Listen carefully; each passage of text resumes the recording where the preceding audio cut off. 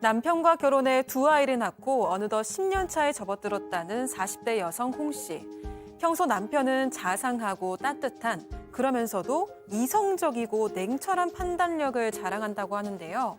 그런데 이런 남편이 이 사람 앞에만 가면 그 좋던 판단력을 잃고 말았으니 바로 시어머니. 기는 세지만 소녀 같다던 시어머니 앞에서는 맥도 못 추는 남편. 대체 왜 이러는 걸까요? 예, 오늘 사연 제보 사연은 뭡니까? 결혼만 하면 효자. 딱 그걸로 이제 압축이 될 것 같아요. 맞습니다. 40대 여성 홍모 씨의 사연이고요. 결혼 10년 차입니다. 이 소개로 만났는데요. 남편이랑은요. 이 사이에 초등학생인 아들 하나 그리고 딸 하나가 있습니다.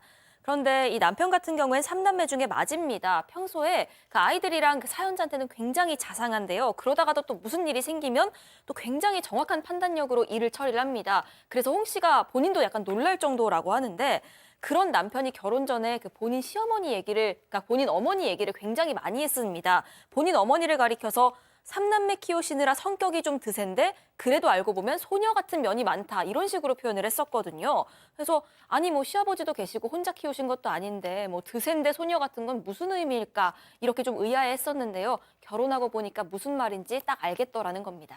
성격은 드센데 소녀다. 약간 소리 없는 아우성. 약간 네, 뜨거운 아이스 아메리카노 맞나요? 뜨거운 아이스 네, 아메리카노. 그런 느낌이 드는데 어. 아들 앞에서는 코스모스 같은 소녀, 어. 며느리 앞에서는 어. 호랑이가 됐다고 합니다. 처음에는 무슨 말인지 몰랐는데 시간이 지나 보니까 어느 정도 알게 됐다라고 합니다. 특히 처음에는 내가 괜히 느끼는 거겠지 생각했는데 날이 가면 갈수록 좀 그런 상황이 됐는데 확신하는 순간이 있어요. 저 모습이거든요.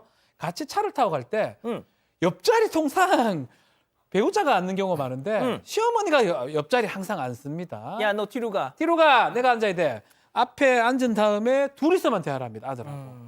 그래서 홍 씨 입장에서 뒤에서 좀 대화를 좀 끼어들려면 말 다 끊어버립니다. 아이고. 다른 주제 바꿔버리고. 아하. 그래서 좀 이상하다 생각이 들어서 이 얘기를 이제 남편한테 얘기를 하면서 어머니 좀 이상한 거 아니야? 얘기하니까 당신이 예민한 거야 라고 얘기하면서 우리 엄마를 뭘로 보고 그러는 거야 하면서 평소도 남편도 화 안 내는데 이런 얘기 나올 때는 또 화를 냈다고 합니다. 아, 교수님 느낌 옵니다, 이거. 네, 그렇습니다. 그러면서 이제 남편이 도리어 이런 식으로 얘기하면 너 왜 우리 어머니, 우리 엄마하고 나를 이간질 시키려고 그래? 뭐 이런 식으로 얘기를 하는 거예요. 그리고 나가서 또 외식을 할 때도 이 어머니께서 아들 옆으로 와서 이제 팔짱을 또 딱 끼는 거예요. 너무 불편하잖아요. 그리고 이제 제일 속상한 건 이겁니다. 그러니까 막 아이들이 지금 10살이고 8살인데 공부를 되게 잘해서 오는 거예요. 그러면 그때마다 뭐라고 얘기를 하냐면 아우 아빠 어릴 때랑 똑같다. 아주 의젓하다. 아빠 닮았네. 이렇게 얘기를 하고요. 애들이 뭐 물컵을 쏟거나 장난치다가 뭘 흘리거나 그러면 조심성이 이렇게 없기는 지 애미 보고 배워서 저러네. 뭐 이런 식으로 얘기를 하는 거예요. 그러니까 애들도 눈치가 이제 빤하니까 할머니가 참 우리 엄마 싫어해 이렇게 생각을 한다고 합니다. 아유, 김 변호사님 그럴 땐 남편이 등장해가지고 정리를 좀 해줘야죠. 그렇죠. 남편이 좀 나서주기를 안 그래도 홍 씨도 바랬는데 남편은 항상 멀뚱멀뚱 딴청만 피고 있는 겁니다. 아하. 나중에 집에 와서 홍 씨가 그때 당신이라도 좀 나서서 어머니 왜 그러시냐, 애들 앞에서 그러시지 말아라 얘기를 해주지 그랬냐 말해봤지만 남편은 어떻게 엄마한테 그런 말을 하냐, 당신이 그냥 넘어가 줘라. 그렇게 말하는 게 아니겠습니까? 그렇게 말을 한다고 합니다. 거기다 홍 씨가 한 소리 더 하는 날에는 엄마가 살면 얼마나 산다고 살아계신 동안 좀 참으면 안 되냐, 뭐 그렇게 이야기를 하고 역정을 내기까지 한다고 합니다. 평상시라면은 늘 사리분별이 정확하고 이성적으로 해결하는 남편인데 시어머니 얘기만 나오면은 완전히 딴 사람이 돼가지고 너무 이상하다고 합니다. 너무 이상하다. 너무 이상하다. 네, 이상합니다. 그런데 이 남편의 그놈의 뭐 살면 얼마나 사신다고 하는 말에 또 홍 씨가 굉장히 열받는 이유가 있는데 왜요? 홍 씨가 볼 때 그 어머니가 70 중반이시거든요. 너무 정정하시다는 거예요. 아들 앞에서는 뭐 다리가 쑤신다, 목이 뻣뻣하다, 나 뭘 듣고도 자꾸 까먹는데 치매인 것 같다, 눈이 침침하다, 입이 바짝바짝 마르는 게 이상하다, 이런 아프다는 말씀을 너무 많이 하셔서 그 남편은 어머니가 굉장히 편찮으시다고 그렇게 생각을 한다는 겁니다. 근데 신혼 초만 해도 홍 씨도 어머니가 그렇게 말씀하시니까 걱정이 돼서요. 병원에도 모시고 가봤고요. 주기적으로 검진도 받았습니다. 근데 병원에서도 홍 씨처럼 봅니다. 항상 하는 얘기가 어르신 연세에 비해서 너무 정정하세요 하는 얘기를 병원에서 하더라는 거죠. 그런데도 어머니는 늘 안 아픈 곳이 없다고 말씀을 하십니다. 아, 박 교수님. 네. 아유, 늙으면 죽어야지 하면서도 막 약 꼬박꼬박 챙겨 드시고. 네, 뭐 절대로 지금 이제 뭐 아프시거나 죽으시거나 이럴 가능성이 없으신 상태인데 말은 계속해서 그거예요. 그건 뭐냐면은 나한테 관심을 좀 가져라, 나한테 잘해라 이제 이러시는 얘기인 것 같은데 어쨌든 이홍 씨가 보시기에는 너무 힘든 겁니다. 그리고 또 시누이들까지도 엄마를 닮아서 상당히 다 기가 세요. 그러니까 그 안에서 너무 힘든데 이렇게 마음도 힘든데 또 하나는 게다가 또 이 어머니 경제적으로 여유가 있으심에도 불구하고 너무 인색하시다고 해요. 그래서 항상 뭐 좀 이 옷도 너무 낡은 것만 입고 그다음에 이제 홍 씨한테도 너 왜 이걸 또 사니 가방 또 샀니 옷 또 샀니 이렇게 맨날 좀 나무라시고 그다음에 이제 마트나 백화점에 가도 이제 아이들 다 데려갔는데도 아이들한테 뭐 하나 제대로 사주시는 법이 없이 이만큼 쌓여 있는 옷 중에서 10,000원에 뭐 10,000원 뭐 5,000원 뭐 이런 거 막 골라가지고 애들 옷만 사주시고 아이고야. 반찬도 꼭 10,000원에 3개짜리 아이고. 뭐 이런 것만 주시니까 1+1. 네, 1+2 아, 2. 이런 것만 주니까 이게 이 시어머니께 한번 마음을 굳게 먹고 어머니 돈도 그렇게 많으신데 어디다 다 쓰시려고요 이렇게 오, 얘기를 했어요. 했으니. 그랬더니 했어. 이 어머니 호랑이 같으신 어머니 바로 나 너 안 줄 거니까 내 재산에 눈독 들이지도 말아라 이렇게 바로 그냥 톡. 아, 박 변호사님 너무 서운한 얘기다. 그렇죠. 그렇지만 최근에 정말 충격적인 사실을 알게 됩니다.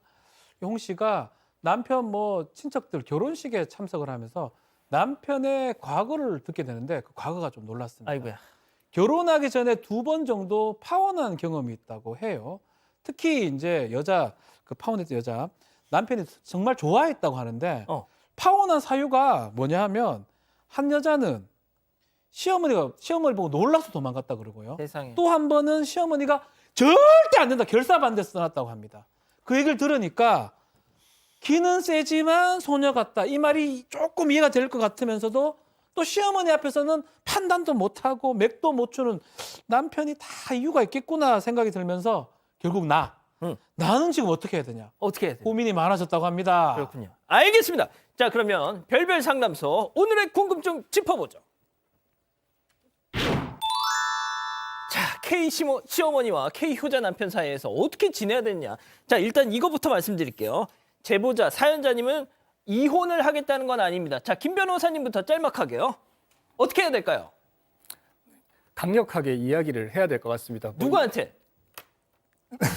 며느리가 이제 그 남편한테 남편한테. 강력하게 이야기를 해야 될 것 같은데 이건 정말로 이런 상태가 계속 지속이 되면은 나는 결혼 생활 유지를 못한다.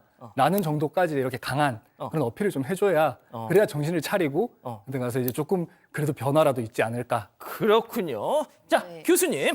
네. 기본적으로는 저도 김 변호사님 말씀에 좀 동의를 합니다. 왜냐하면 이 부분은 남편이 사실은 좀 변하지 않으면 아내가 혼자 감당하기에는 힘이 들어요. 근데 이제 아내께서 알아야 주실 거는 이 남편이 왜 이렇게까지 굳게 2번의 파혼을 하고도 지금 아내한테도 이 정도로 냉정하게 우리 엄마가 좀 얼마나 사신다고 이래 이런 식으로 강건하게 얘기 나오는가 두 개 중에 하나입니다. 하나는 아들들이 어머니께 느끼는 그 깊은 죄책감과 그 미안함과 뭐 이런 어떤 부채의식 같은 거 우리 엄마 불쌍해 안 불쌍한데도 그냥 아들들 마음속에서 괜히 불쌍해요. 이렇게 울컥하는 마음이 있을 수가 있고 아니면은 굉장히 오랫동안 훈련된 거죠. 우리가 흔히 얘기하는 가스라이팅 당했다고 얘기할 수도 있는데 이렇게 무조건 엄마 말 우선 엄마 말에 복종하고 엄마 우선인 어떤 양육을 받았을 수도 있어요. 그래서 남편이 그것을 지금 깨지 못하고 있다는 것을 좀 파악을 하시고 그렇지만 남편이 이 부분은 마음을 바꾸고 행동을 해야 합니다. 자, 박 변호사님.